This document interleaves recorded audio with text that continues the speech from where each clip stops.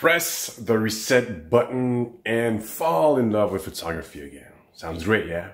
So let's do something together, or at least I'm gonna do it. Here are a few thoughts on to actually learn new things and improve your skills as a photographer.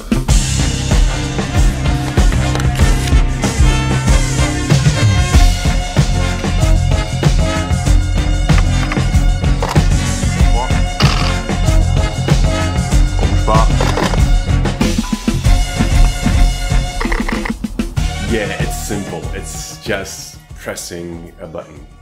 Well, not really.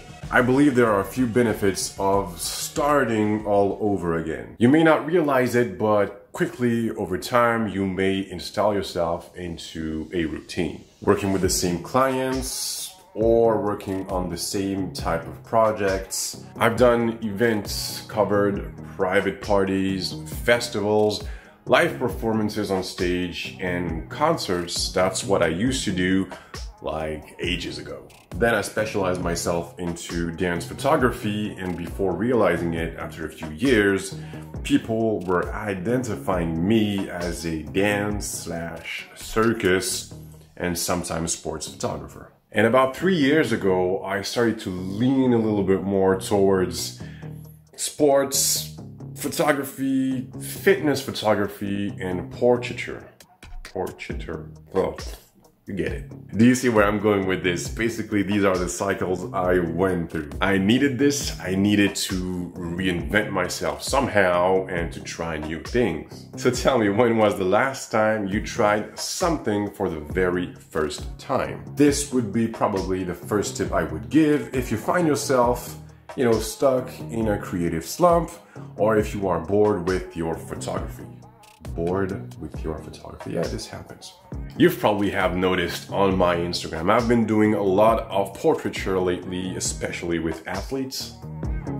Ouais, les jambes, c'est bien. Lève un peu le menton quand tu me vois de face. Voilà, super. On va essayer de... Ouais, on va tout classique, ouais. Hop. Tu peux inverser?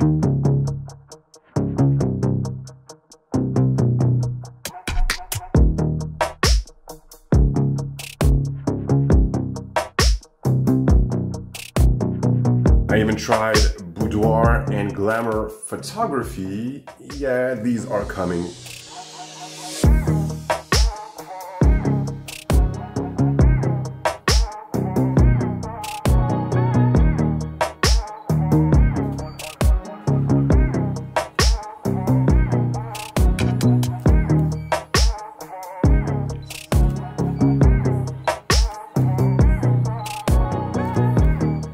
Basically, it's you getting out of your comfort zone, trying new things, and solving new problems, failing, thus learning. I'm not saying I'm abandoning dance photography, but, I'm trying to diversify my activity.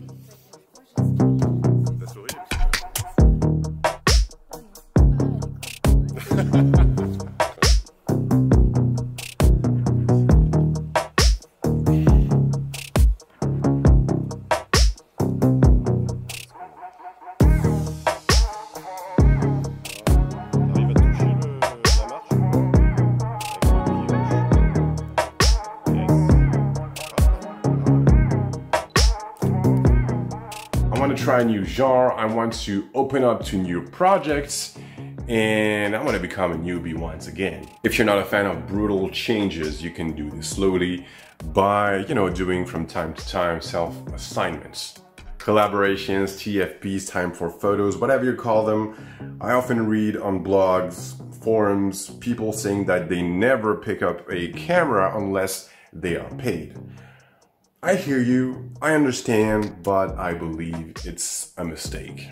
When there is no money involved, all the people involved in your project, you included, will come and work with a different mindset. This is when you create art. You can also set up these to try new techniques, try new ideas, things that you wouldn't dare do, risk on a paid shoot.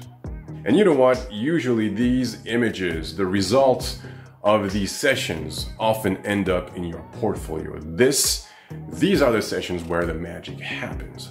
Unfortunately for me, I haven't done a lot of these lately. Personal projects, you know, the ones where you get really creative, I would try and set up some of these in the near future, maybe the end of the year, we'll see. Something you can also do to change your habits is to change the tools you work with. Earlier this year, I went from Canon cameras to Fujifilm cameras. I haven't made officially the switch yet, but I always mention on Instagram and on my blog the camera I'm using.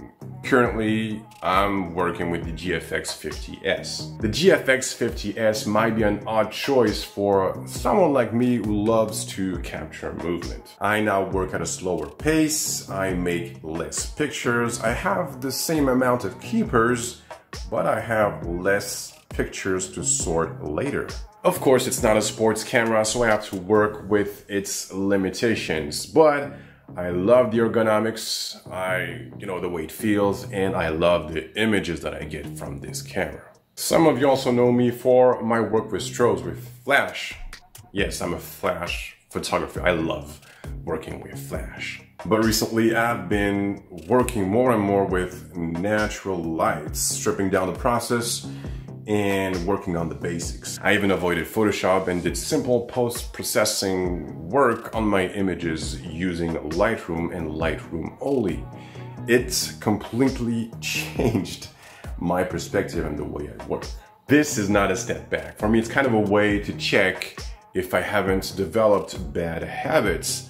I even discovered new ways of making my images. To sum it up, I'm kind of rewiring my brain. I do things differently by putting myself into situations I'm not used to. This is really vital to me. It helps me learn. It helps me grow.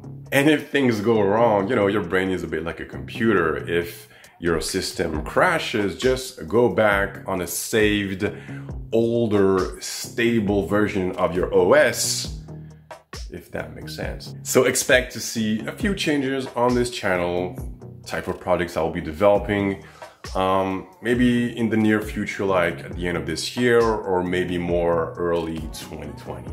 Some of you may not know it, but I started my YouTube journey a while back as a video maker. So I decided recently to terminate some of my old channels, not all of them, and I will probably share a few of my video work on this channel.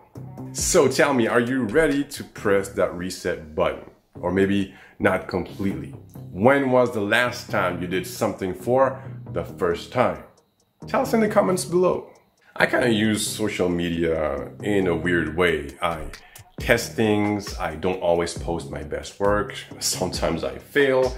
I ask you guys a few questions too, especially on Instagram. Yeah, we'll talk about this in a future video. So of course I will catch you in the next one, but until then, please have a good one.